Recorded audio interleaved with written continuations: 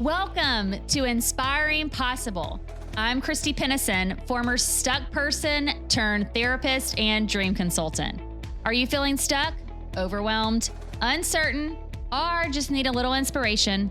Then I want to help you gain the clarity, confidence, and courage to create possibilities and live a life you love. Because folks, life's too short to be miserable. Hello, my inspiring possible people. I hope that wherever you are listening today and however this finds you, that, the universe is working in your favor today. But I have a really exciting guest that we're going to talk about some cool things. So I hope you hang on. But today I'm going to be talking with Crystal Cassidy, who is the founder and CEO of SoulPOD. Honestly, I can't wait to hear more about this app, but it is helpful. This app helps you become more aware of your inner world. And I don't know about you, but I run through life so quick that there's oftentimes I find myself having to really be intentional to find times for stillness to tap into that inner world, because I think we live in a day and time where there's a lot of hustle culture, and then there's a lot of let's just keep moving. And with the distraction of this lovely little phone thing here, we don't always have the opportunity to really reflect on what's going on internally. And so we're going to talk a little bit about that today. And then maybe you can find a resource that will also help you along the journey.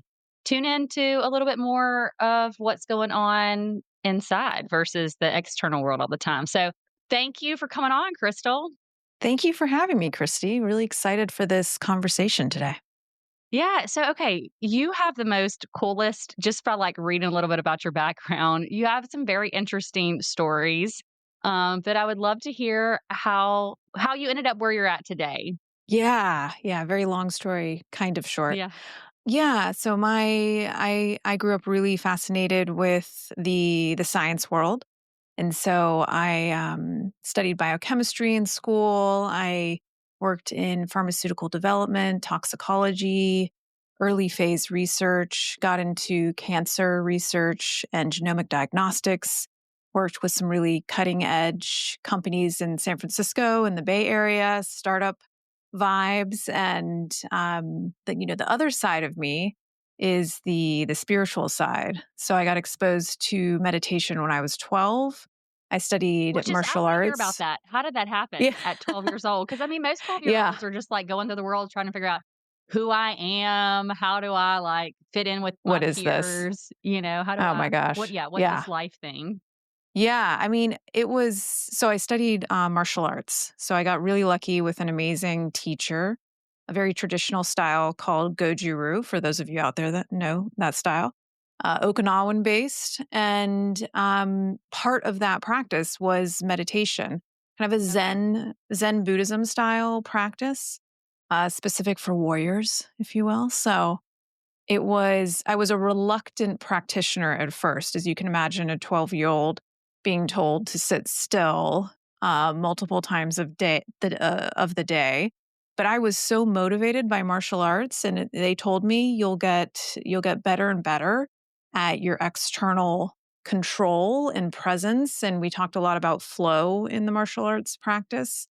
And the more that I did it, the more that I realized that was true. And that if I could get into a really powerful mental space, I could access these states that were really transcendent in the martial arts practice, which I did for 10 years, pretty full time. I was that kid that was just obsessed with martial arts, and I traveled the globe. I love that. And what a great doing skill that. to learn at a certain Yeah. early age. To Yeah. have that access to being able to understand how to tap into that inner strength and really being able to, like you said, kind of really get into a different mental space that I don't know if most 12-year-olds, adults, myself, can get to. You know what I mean? Yeah. Really. Absolutely.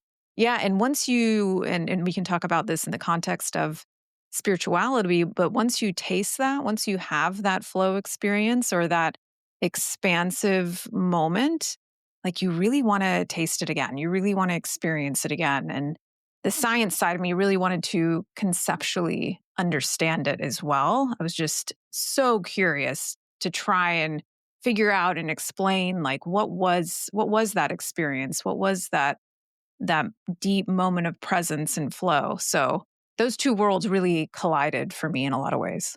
Well, and how did you kinda get into more of the biochemistry? Was it just because I've experienced this and I want to understand it from a scientific perspective? Is that how those kinda 2 got married? Because 'Cause they're both very different, right? Like, one's more Very different. experiential Yeah. and one's very, like, factual based. Mm. Yeah, I like to think of them now, not at the time. It took me a while to get here, but two different ways of knowing. Like Okay. the linear way of knowing, the algorithmic way of knowing is the science side. But then there's another way of knowing, which is the spiritual side, the non-local, non-linear side of the spiritual experience. And so I really don't think that they're kind of separate worlds. I think they're very much, to use a quantum physics term, entangled worlds. So they're just two different paths that lead you to a similar destination. Yeah, I actually really love how you said 2 different ways of knowing, you know? I mean, Mhm. because, really it is, right? And do you find that most people are in more one way of knowing than the other? I find that people really struggle with this spiritual concept that's a little bit less hard to, like, put on pen and paper, like 1 plus 1 equals 2, on this construct Yeah. of knowing versus, like, this more spiritual. Do you find that people struggle? Yeah. Which may be the reason why I made the app to begin with, but, you know. Yeah. Yeah, to help to kind of unite and give people permission to explore both paths. Okay. Like there's something so powerful about understanding the mechanics of what's going on in your brain that you're reducing your fear centers, quite literally your amygdala is getting smaller the more you meditate, the more you learn how to manage your nervous system. So we know that, and that's so interesting because then that gives you additional resources, you could say, in the brain to expand into other ways of experiencing life and yourself. And so I do think people probably fall a little bit in one camp than the other. And once they have the people that really love, the biohackers, the people that really love the data, that can give them permission that it's okay to be spiritual. For me, that was kind of my experience. Is like, okay, there's a science of consciousness. There's a high likelihood that consciousness is non-local, that there's quantum states in the brain. Like we now know that as of this year, there's quantum states in the brain. So if that's the case, then this idea of the mystical or these transcendent, non physical experiences starts to become more okay. You're like, oh, there's Yeah. maybe a mechanism here, right? So that can give people permission.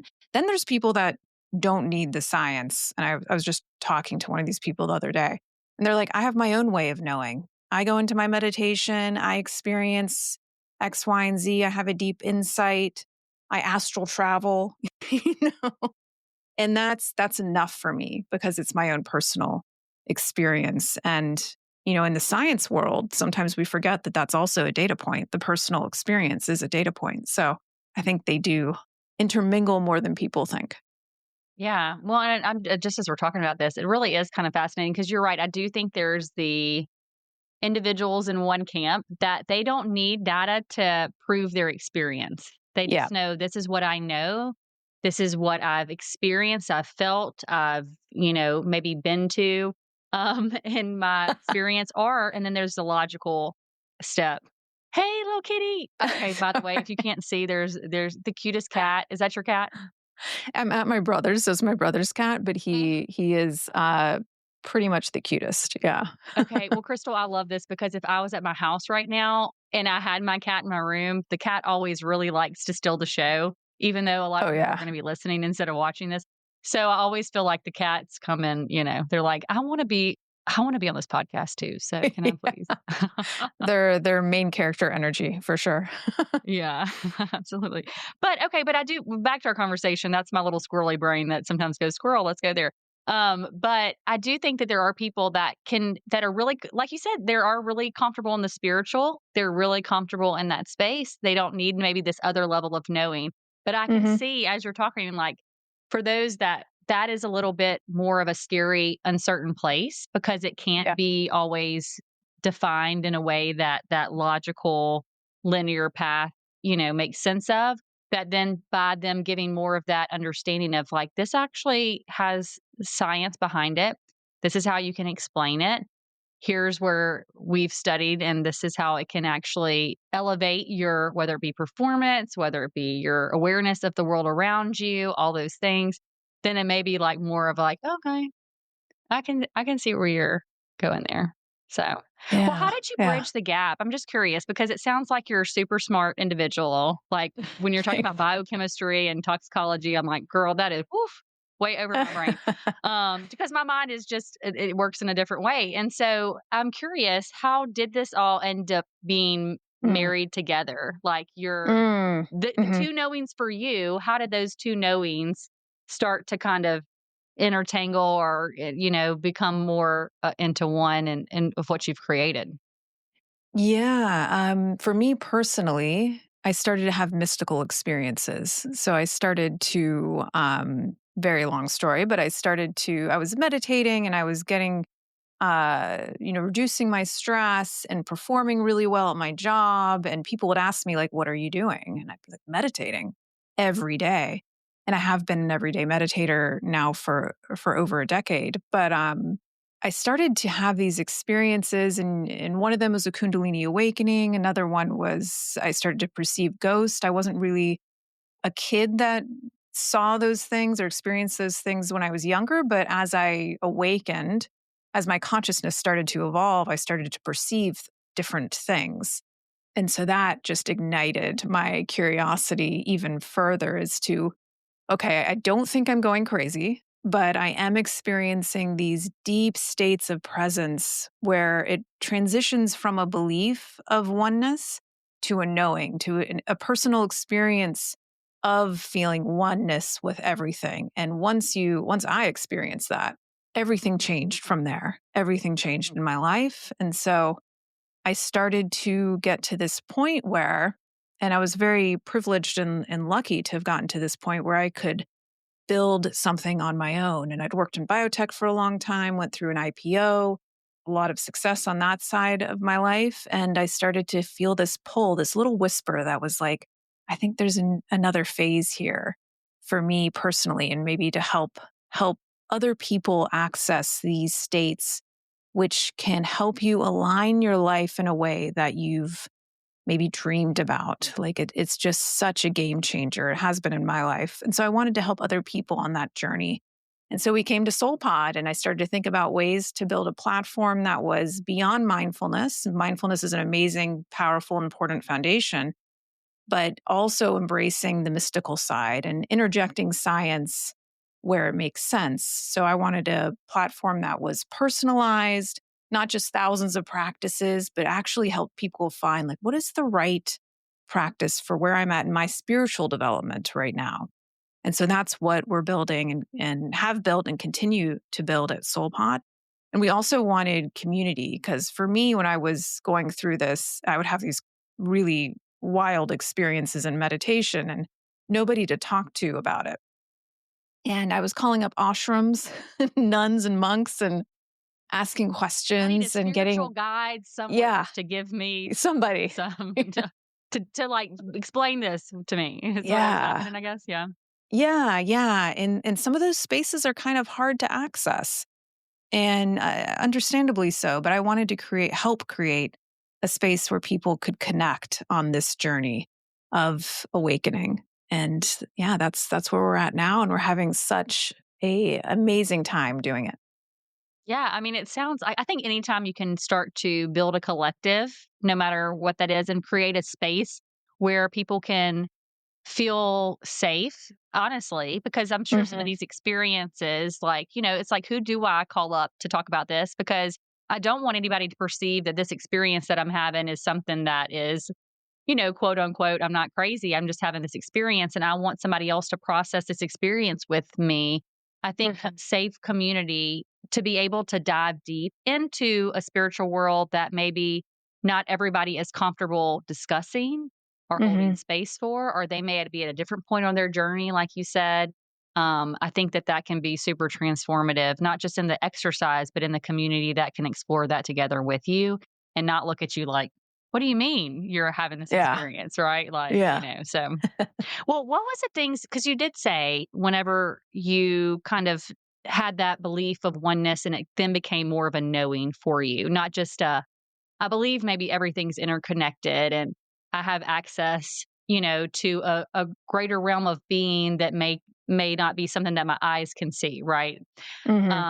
You said everything kind of changed. And so I'm curious, what was those things that you really, really noticed were big differences Mm. for you in your life? Good question. Very meaty, juicy question. I think when you have that moment, and awakening, I like to remind people, is a verb, so it's a continuous process. You're never really done, right? There's always something else that you're expanding into. But there are those moments like what I've experienced where all of a sudden you kind of take a little bit of a leap into an expanded state of consciousness. And for me, I knew in that moment that consciousness was non local because that was my own experience. There was some element of it. And so that feeling of connection with everything, it really amplifies compassion for the world, for the planet, for other people's journeys.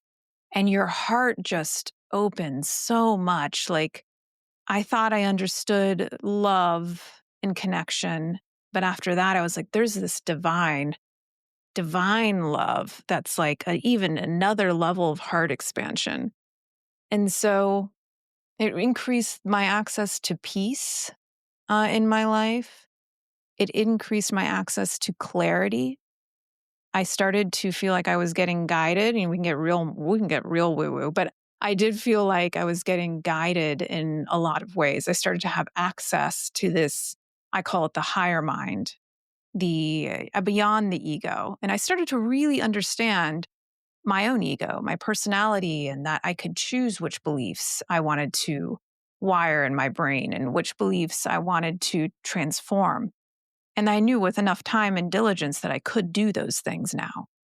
And so it really set me on a new trajectory of being of service rather than trying to. Before that, my goal was, to be honest with you, was to be a CEO or COO of a biotech company. Once I had pretty much gotten there in my career, I had one of those cliche moments where I was like, this isn't it. Like, I'd This had this isn't goal. what the route looks like. Yeah.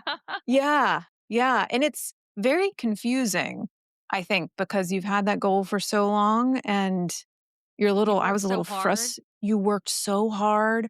And at that point, I could do those jobs. I was getting job offers for those jobs, but my heart wasn't in it. And it was a little frustrating for a while because I was like, I can't believe I'm here and it's just not, it's not where my heart's at. And so Mhm. that really, really ignited the journey for me into what's next. Yeah.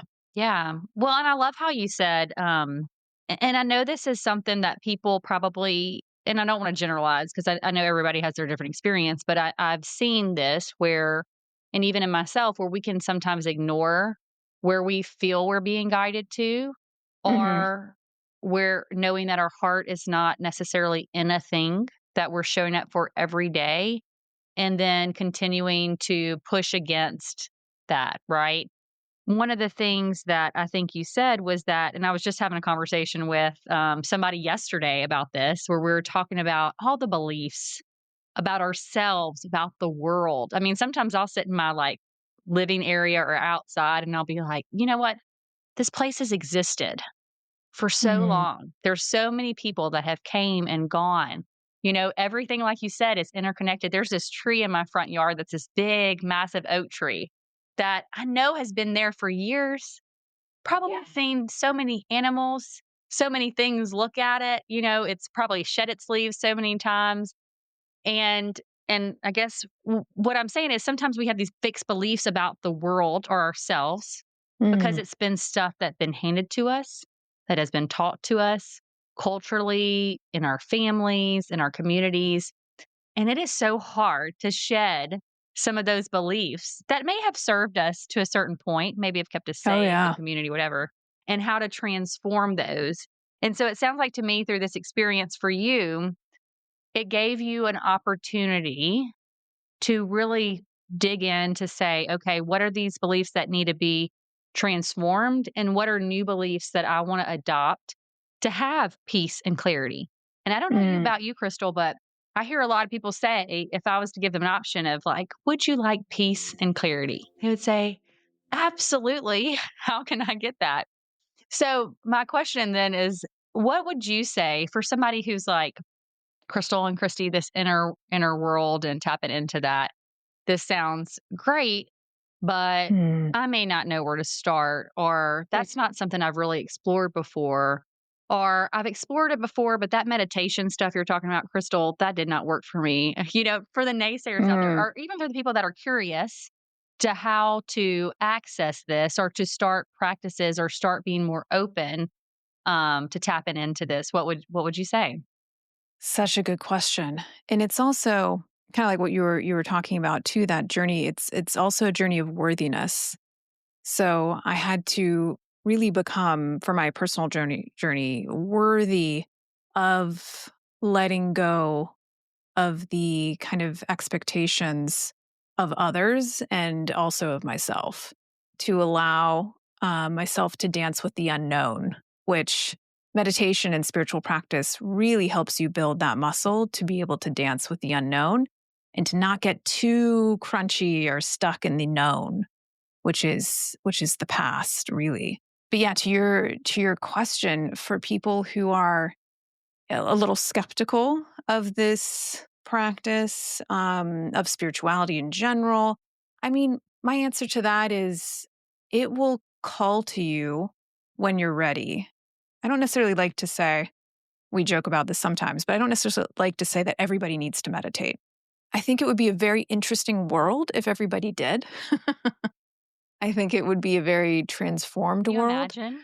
Can you Ugh, imagine? I mean, I can kind of imagine. It would be very interesting when people have increased awareness of their egos and can move with intention, with consciousness into the higher mind when they want to, and can start to bring that level of consciousness and awareness into their waking life.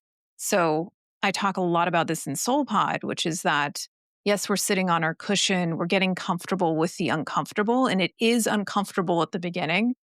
And I also remind people it's not about finding calm at the beginning, it's about finding space. And this takes time, and you have to remind yourself that your brain's been wired in certain ways. It hasn't yet been wired for stillness, but once you rewire your brain and activate your heart, you'll start to crave the experience. So now for me, when I go into meditation, I meditate for about an hour in the morning, my mind and body are drawn to my soul. There's this natural momentum that starts to build, which is very fascinating, but it takes time. Just like going to the gym, you're not going to go into the gym and lift 200 pounds right off the bat. You got to work up to it. You've got to start to explore the crevices of your mind too. So for me, and this continues to be the case, I'll have my own shadows, my difficulties, my emotions that I haven't yet felt will want to come up in meditation. And the amazing thing is that you can allow that metabolism to happen more readily and more easily. And the other side of that is always a breakthrough. There's always something elevated on the side of feeling and experiencing the darker sides of yourself. And so I would say to people, it's an adventure of a lifetime when you're ready for it. It really is. I really think that you get to know who it is that you are, and you're reminded that we're not human beings. Truly, I think we're spiritual beings having a human experience, Hmm. and you can expand into that, and it's pretty magical. Yeah. Well, and as you're talking about that, what's coming up for me is that, again, a reflection that I had earlier this week when I was reading kind of a book, but it's it's kind of that awareness that when all the external is stripped away, then the question then becomes, who are you? Right? Like Yeah. when all of Hmm. that is stripped away, because we all are created dust. And I like to think about that, or like come from dust, Yeah. right? Literally having an Stardust. Yeah. experience, um, and then to be able to dismantle all of those things that we find our worth and identity in, whether it be a job title, a role, something that we've achieved or something that we do for others, right? Like there's all these multi-layered, but part of it is trying to say if that is all stripped away tomorrow, which as we know in the human experience, it all can, there Mhm. could either be Mhm. grief or a loss of a job or a loss of a title or a loss of an achievement that you worked so hard to build for years, right? I'm thinking about, your experience and going towards that goal that you initially had, right? And how that kind of transformed and changed as you tapped into more of your inner world. Um, it's just crazy because, I mean, you realize then when you really sit with that, that yes, if all of that went away, then Mhm. who am I? And I guess what I'm hearing you say, and you can tell me if I'm hearing this wrong, is that it's that space of stillness that when you get to that, you can have more of a realization of who are you when it is a Mhm. stripped away version that shows up just to the seat or the comfy space or wherever you're at to explore what's coming. Yeah. Yeah, yeah. I enjoy my human a lot. I enjoy Mhm. Crystal.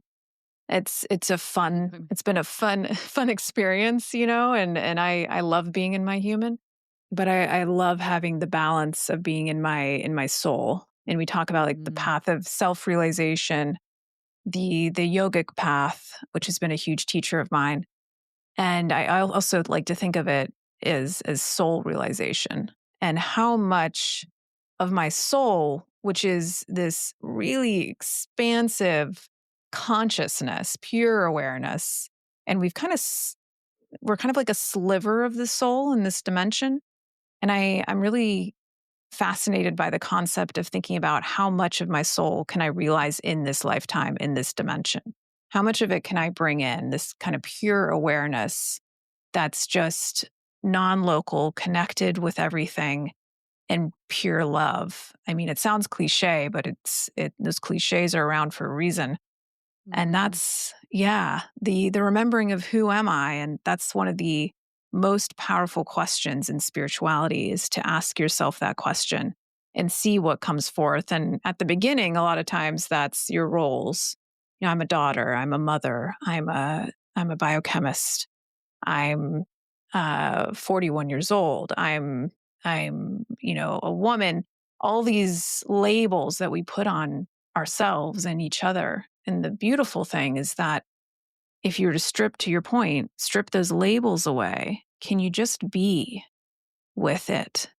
When you're talking about that tree, it's so funny you mentioned a tree because I literally yesterday, we're in Seattle and I had gone out to this massive redwood tree and I was just, Oh my gosh, I was just looking up making a trip, seriously, Crystal, to the redwood forest yesterday and I hadn't thought about it in years. So that's crazy that you're over there right now. Okay, but anyways, just shows you how things are connected, folks. Okay, I whether you know. believe it or not. I mean, I feel hello. some tingles. I feel some tingles.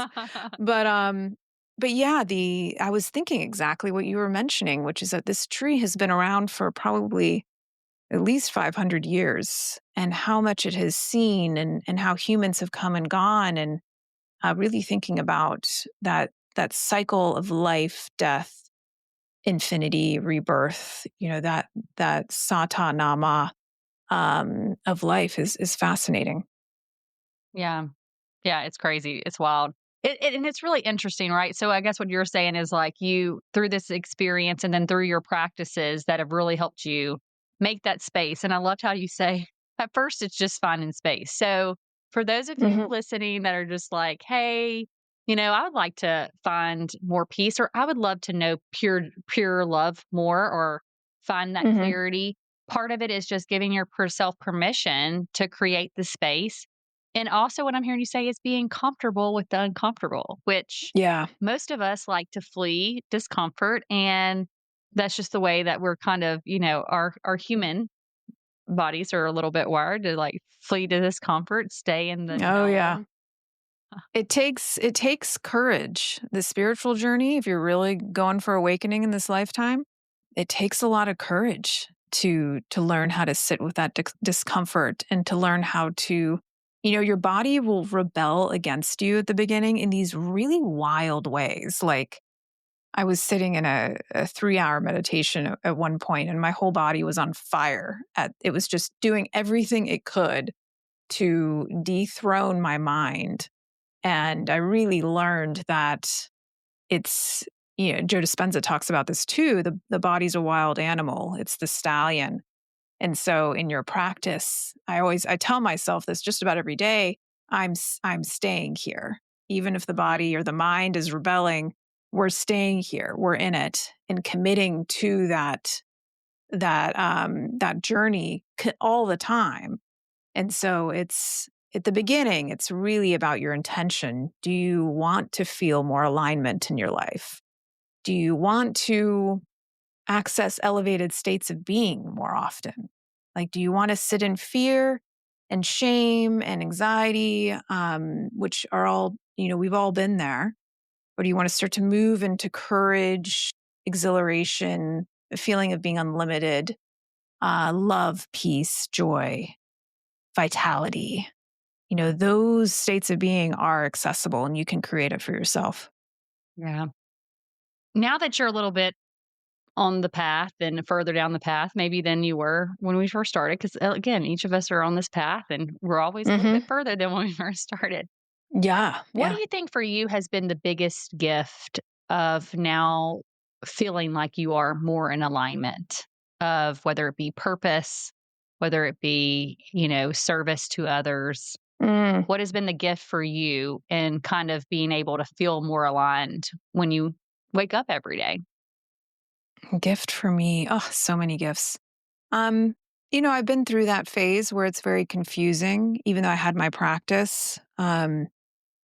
The world's kind of swirling around you. I've also had severe illness and near death experiences where I was confronted by my own mortality. And that is a heck of a portal to go through. And you really learn a deeper understanding of surrender. And so, after having gone through that, at this point in time, I feel very aligned. I love that word, aligned. I feel very activated in my purpose. And in my near death experience, one of the experiences that I did have was that I wasn't ready to go yet.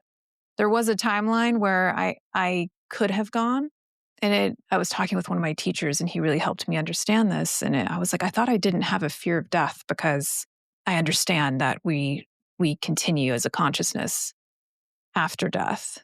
And he told me it wasn't a fear of death; it was a fear of not living your purpose in this lifetime, and that resonated deeply. And so, along that line, I feel very much like I'm living my purpose, and with that comes a peace and a trust, a type of trust and faith that I didn't have earlier on in my life.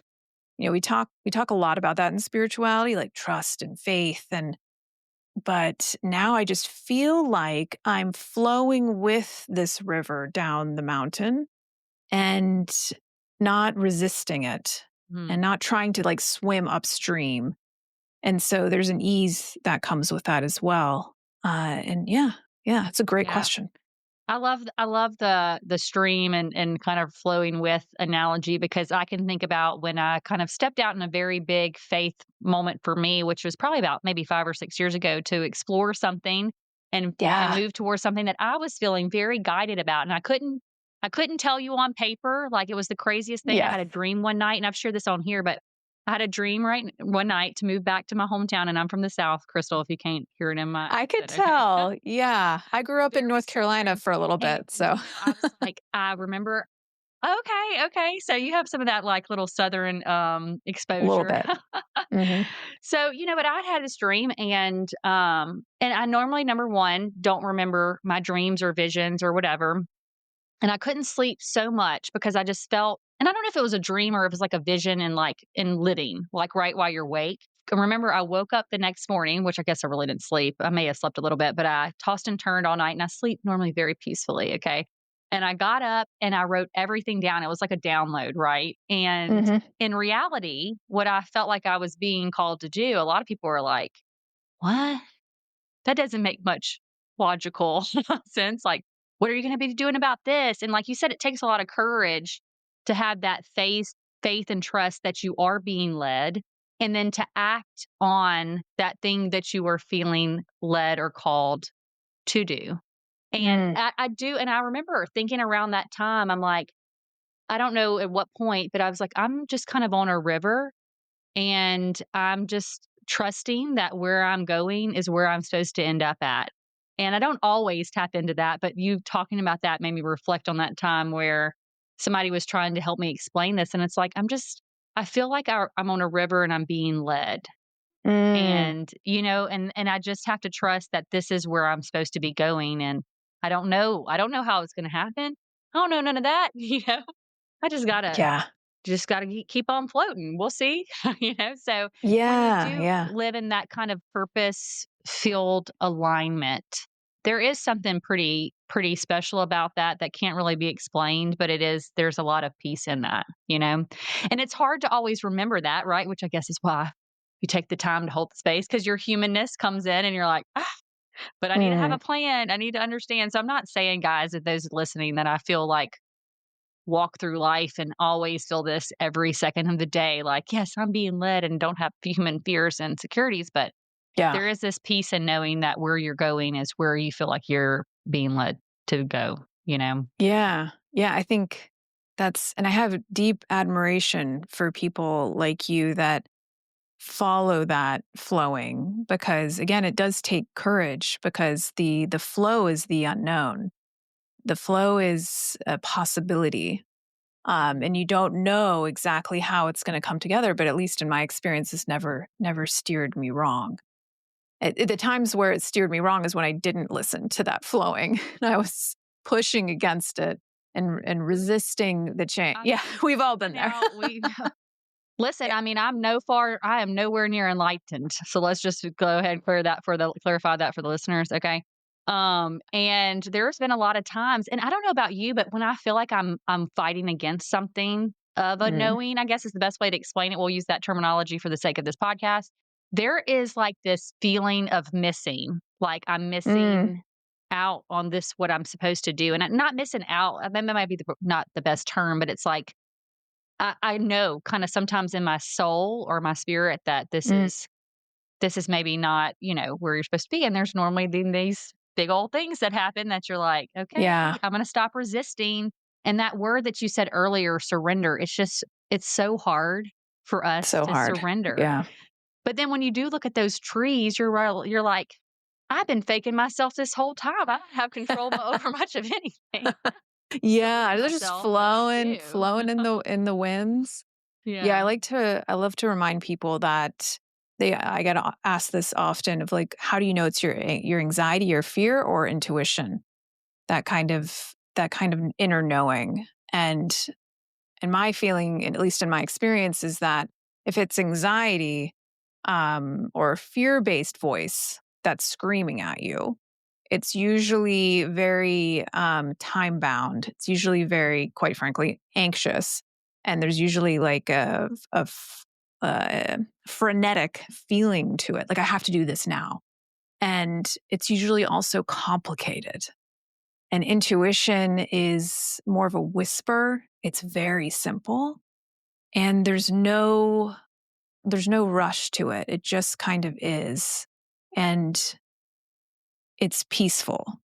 So that's kind of when I'm trying to follow my own guidance, that's what I pay attention to. Am Like, I what am am I I in my following? fear? Yeah. Yeah, what am I following? What am I listening to? What am I choosing to listen to? Because that's another thing that spiritual work will help you do is increase your capacity to choose what you want to Yeah. think, what you want to believe, who you want to be, because you're going deep and you're really getting to know yourself. So yeah, it's very powerful. And it's like I said, always evolving. I'm continuing to evolve. I'm continuing to find new things in my practice.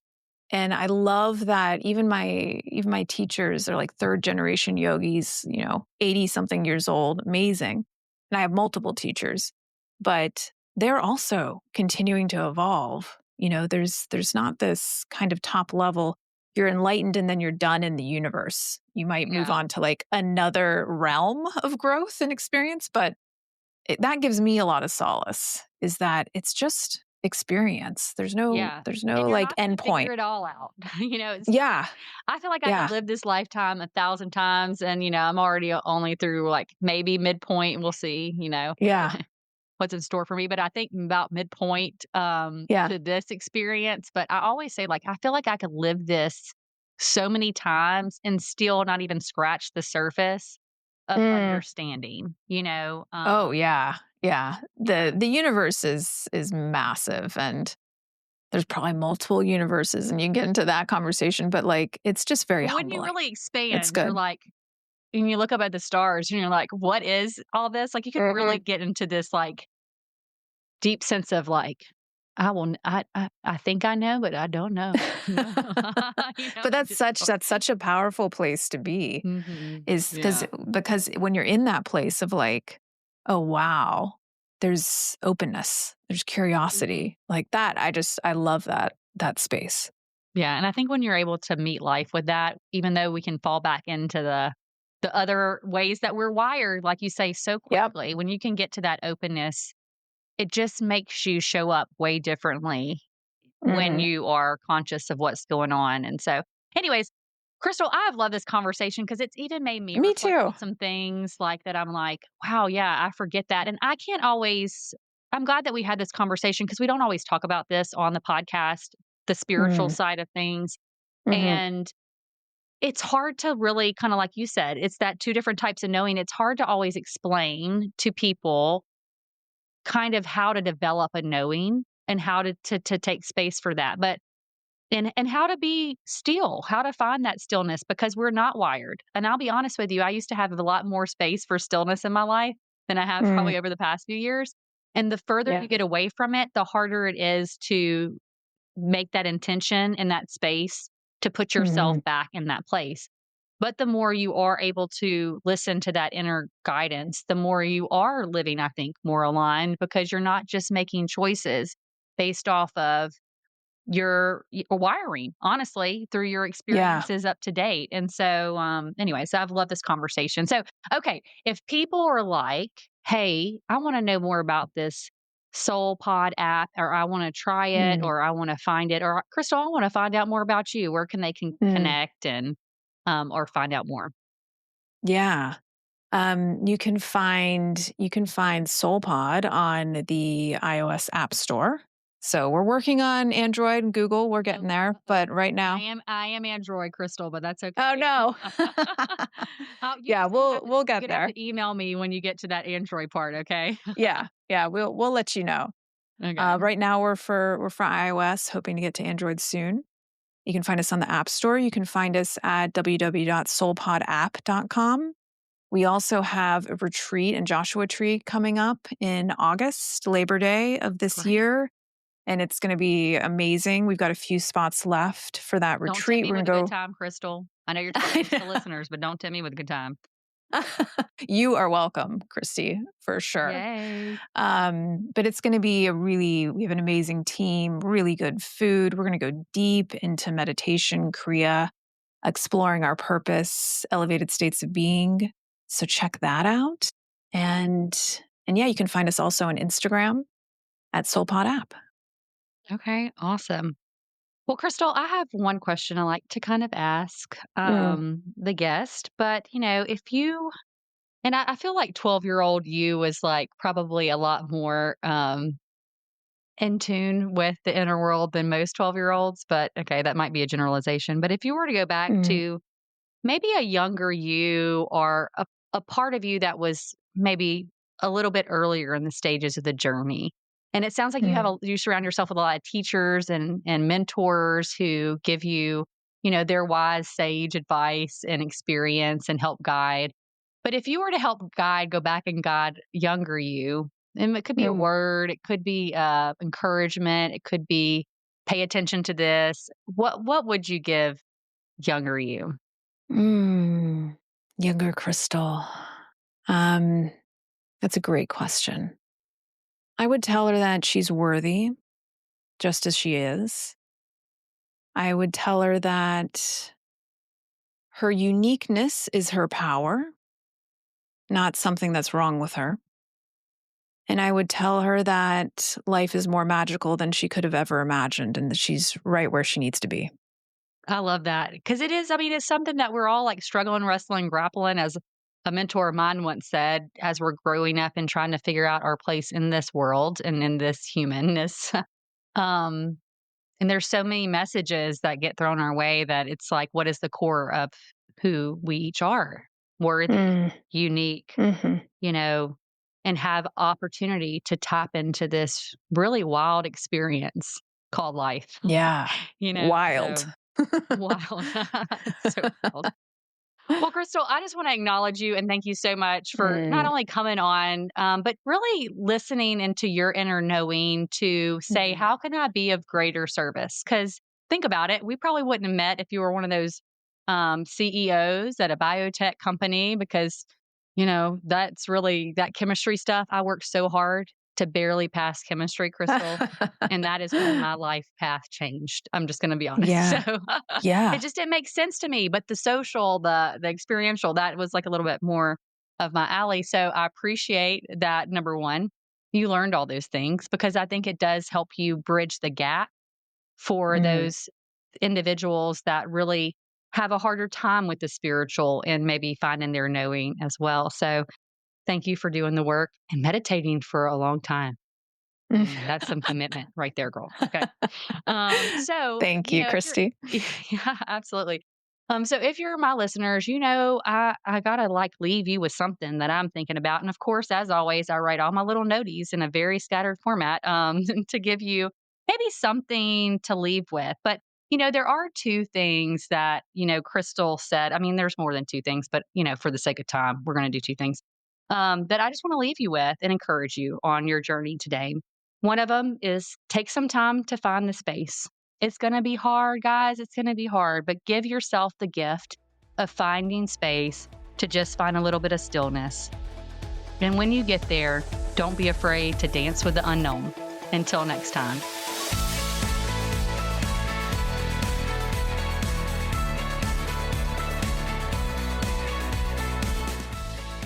That's all for today on Inspiring Possible. If you found a little inspiration today, please go on over to iTunes, Spotify, or wherever you tune in to listen to leave us a comment and rate us. Also, make sure and link up with me at inspiringpossible.com to get the free Dream It, Write It, Do It workbook.